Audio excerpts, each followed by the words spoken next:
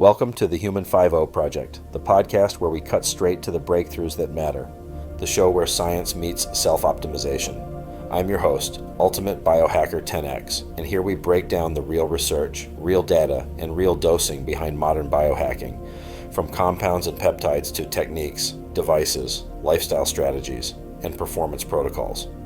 Most people jump in and jump out before they get the gold, so we're keeping it tight and delivering the essential insights you need without the fluff.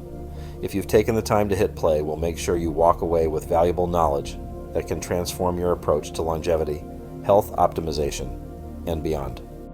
What if I told you the biggest biohack isn't a peptide, it's not a wearable, and it's not a new supplement stack? It's the fact that the official government nutrition playbook just got rebooted with one simple message: eat real food. And the reason that matters is not health culture, it's not aesthetics, and it's not calories. It's because the U.S. is running a metabolic emergency, and the incentives behind it are so backwards that we've been building sickness like a business model. Today we're breaking down the new food pyramid reset, why it happened, what it actually recommends, how it connects to metabolic dysfunction, and how you apply it in real life, without living in the kitchen or eating like a monk. Let's lock it in and load it up. What's up, team? Welcome back. If you're new here, I'm Ultimate Biohacker 10X, and this is the Human 5.0 Project, where we cut through the hype and talk human performance, longevity, and real-world health strategy. One rule: straight facts, no fluff, no fear porn. Quick disclaimer: this is for educational purposes only. If you've got diabetes, kidney disease, you're pregnant, have eating disorder history, you're on meds, anything like that, run this by your clinician. Now, today's not just nutrition advice. This is systems-level biohacking, because your body is a system, but so is food, so is healthcare, and so is policy. And if the system is built to make you sick, you don't fix that with motivation. You fix it with leverage. So let's look at why the old food pyramid broke America. The real problem: incentives. Let's start with the uncomfortable truth. Most of the old nutrition story wasn't built around what made humans thrive. It was built around what scaled. And what scaled was industrial agriculture, shelf-stable food, refined carbs. For decades, official guidance leaned hard into high-carb, low-fat worldview. And here's the result. Over 70% of U.S. adults are overweight or obese, nearly 1 in 3 adolescents has prediabetes, and 90% of healthcare spending goes towards chronic disease, much of it linked to diet and lifestyle. That's not personal failure. That's a system producing predictable outputs.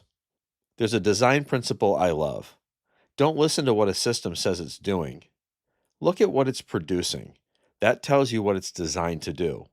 And the outputs have been loud. Rising obesity, rising insulin resistance, rising depression and fatigue, rising fertility issues, rising autoimmune patterns, rising medication dependence. When chronic disease becomes the dominant business, the market doesn't reward prevention. It rewards management. The incentives in modern healthcare heavily favor treatment throughout, chronic prescriptions, and downstream interventions, while lifestyle foundations get treated like optional wellness vibes. Now, I'm not here to do conspiracy theater. I'm here to talk economics and biology. Economics says if your revenue increases when disease increases, your system will drift toward disease. Biology says if your food supply drifts towards hyperpalatable refined inputs, your metabolism will drift toward dysfunction. And that's exactly what happened. So we've got to reset in 2026. Eat real food. And here's where it gets interesting. On January 7th of this year, the USDA and the HHS released the Dietary Guidelines for Americans 2025 to 2030 with a big, blunt message: eat real food. And unlike older versions that were softer on processed food, this release came out swinging on a few key pillars. From the USDA press release, the core emphasis is prioritize protein at every meal, consume full-fat dairy with no added sugar, eat vegetables and fruits throughout the day, whole forms, incorporate healthy fats from whole foods, such as meat, seafood, eggs, nuts, seeds, olives, and avocados. Focus on whole grains, sharply reduce refined carbs, Limit highly processed foods, added sugars, and artificial additives. Choose water and unsweetened beverages. And the HHS fact sheet goes even harder on the sugar framing, stating that no amount of added sugars or non-nutritive sweeteners is recommended and calling for completely avoiding added sugar for children 4 and under. Thank you. That's a major tonal shift from the older, just keep it under 10% of calories vibe that dominated past guidance. For context, prior federal guidance did say avoid added sugars under age 2 and keep added sugar under 10% calories for age 2 plus. So yeah, this is a reset. Protein is no longer treated like the villain. Healthy fats are no longer treated like a crime. Highly processed refined carbs are explicitly targeted. This is basically the government finally saying out loud what a lot of metabolic science people have been saying for years. In fact, they've been yelling it for years. If you want a stable metabolism, you don't build your diet on refined carbs and industrial oils. Let that sink in. So let's take a peek at why this works metabolically, and we'll translate the new pyramid into our physiology. And here's the simplest frame. Your health runs on energy stability, not energy peaks, not energy crashes, not dopamine food, not snack loops. Stable energy means stable glucose, stable insulin signaling, stable appetite cues, stable mood, stable sleep, stable hormones. And the new guidance pushes foods that naturally support that. First, protein at every meal. Protein's the anchor. It raises satiety hormones. It preserves lean mass. It reduces the I need something sweet effect. Also, muscle is not just fitness. Muscle is glucose disposal capacity.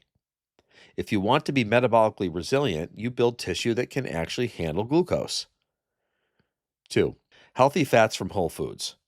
Not industrial oil cocktails. Whole food fats carry fat-soluble nutrients and tend to stabilize appetite. 3. Vegetables and fruit. Whole form. Fiber is a cheat code for glucose control and microbiome stability. Enough said. 4. Whole grains. Cut refined carbs. This is the key nuance.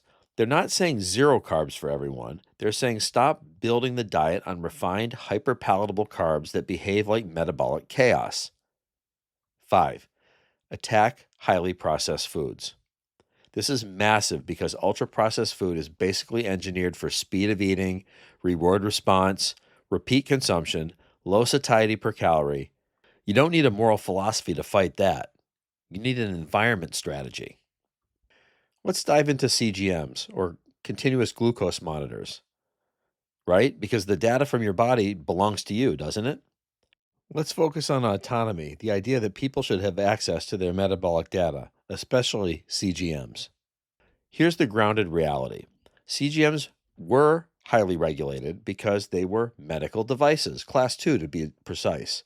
But access has expanded quite significantly over the last couple of years, including over-the-counter options. In fact, the FDA cleared the first over-the-counter continuous glucose monitor in March of 2024, the Dexcom Stelo. So if you want a practical bridge between policy talk and real life, a CGM is one of the fastest ways to learn what foods spike you, what stress does to your glucose, what sleep deprivation does, what your healthy snack is actually doing. And the entire philosophical point is this: you can't optimize what you refuse to measure. Or maybe you can't optimize what you are not allowed to measure, at least up until last year. So is real food a threat? Follow the money, then follow the outcomes. Now let's tie this system story back in without going full tinfoil. I would argue that institutions drift toward the incentives that fund them. That's not crazy. That's just how systems work. Example, the FDA does receive substantial funding via industry user fees, though the 75% claim that we hear quoted is not accurate as a general FDA budget statement. A commonly cited breakdown is that about 40% of FDA funding came from industry user fees in fiscal year 2022. That doesn't automatically mean corruption, but it does mean conflicts and incentives matter, and people are right to ask the hard questions about institutional behavior. Meanwhile, the healthcare cost trajectory is real. U.S. national health spending reached $5.3 trillion in 2024, about $15,754 per person, or 17.6% of GDP. And federal guidance itself points to the chronic disease burden as a central driver. So when the government says eat real food and reduce highly processed foods, it's not just a health statement, it's a financial statement. Because if you reduce chronic disease, you reduce the downstream cash flow of chronic disease management. That's why this feels like a food pyramid fight, but it's really a metabolic sovereignty fight. So here's a practical playbook for our food pyramid. No religion, just results. And here's the part that actually changes your life. Not headlines, not politics, not debates. The food pyramid plate. Every meal, aim for this. Protein first. Eggs, fish, meat, yogurt, cottage cheese, and legumes if you tolerate them. The goal, you should feel done, not ready to hunt snacks. Color second. Vegetables and fruit in whole form. Minimum 2 colors per meal. Whole food fats, olives, olive oil, avocado, nuts, seeds, eggs, fatty fish. Avoid living on industrial oils as your default. Whole grains, these are optional but targeted. If you train hard and tolerate them, use fiber-rich grains. If you're insulin resistant or pre-diabetic, trial lower carb per the guidance's acknowledgement that some chronic conditions improve with lower carb approaches. Hydrate like an adult. Water, unsweetened tea, unsweetened beverages. And then we'll put this into a 7-day reset. You want the simplest proof protocol? Try this for 7 days.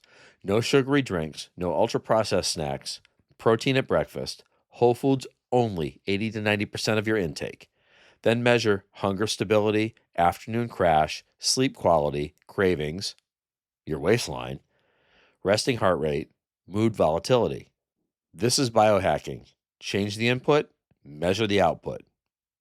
How about a kid version? The new guidance explicitly hardens the stance on added sugars for young kids. So for families, treat sugar like a drug, rare, deliberate, and not daily. Build school lunches around protein and fruit and crunchy vegetables and full-fat dairy if tolerated. So here's the bottom line. The new food pyramid is not a graphic. It's a power shift. From refined carbs as the foundation, processed food as normal, pharma as the backstop, to protein and whole foods as the baseline, ultra-processed foods as the threat, metabolic prevention as the strategy. This is the path out of the treadmill. Not perfection, not obsession, not orthorexia. Just real food, stable energy, and autonomy over your own biology. If this episode helped, share it with someone who's still stuck in that low-fat, high-carb is healthy programming. Stay sovereign. Stay metabolic. Stay real food fueled. This is Ultimate Biohacker 10X, and I'm out. Thanks for listening to the Human 5.0 Project. If you found value in today's episode, share it with someone who's ready to elevate their biology. Make sure to follow the show for weekly deep dives into peptides, protocols, devices, lifestyle strategies, and the science of high-performance longevity. Until next time, stay curious, stay optimized, and stay 10X.